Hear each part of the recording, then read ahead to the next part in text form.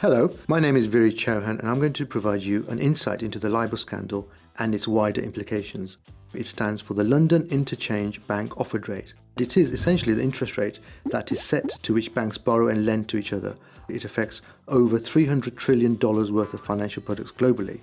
The Libor rate was abused by traders seeking to get a better financial position for the banks they work for and also for themselves through performance bonuses. On the 3rd of August this year, Tom Hayes, a former trader at UBS and Citigroup, was found guilty of 8 counts of conspiracy to defraud and sentenced to 14 years in prison for his role in the Libor scandal.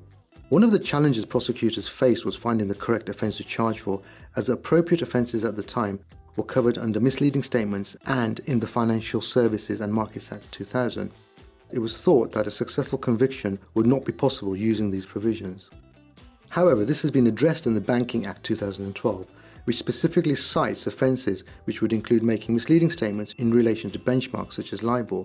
Prosecutors also consider the relatively new Fraud Act, which repealed a number of deception offences around the law, as fraud was overly confusing prior to this act. Luckily for the Serious Fraud Office as a prosecutor in this case, the legislators decided to keep the catch-all offence of conspiracy to defraud. There was criticism at the time, but now it seems like a genius stroke, which was the offence that led to the successful conviction of Mr. Hayes, and the Serious Fraud Office promised there are more to follow. For a fraud offence, dishonesty has to be proved, and in the case of Mr. Hayes, this was directly or indirectly confirmed by himself in interviews with the SFO. As a result, the Serious Fraud Office have got their first conviction for Libor. The Financial Services Banking Reform Act 2013 provides a jail term for reckless misconduct if a senior executive is found guilty of causing failure of their financial institution.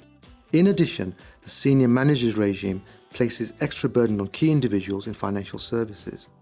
So, the legislation and regulation continue at an ever-increasing rate, but it will be interesting to see if this has an impact on the culture and behaviour in the future. Thank you.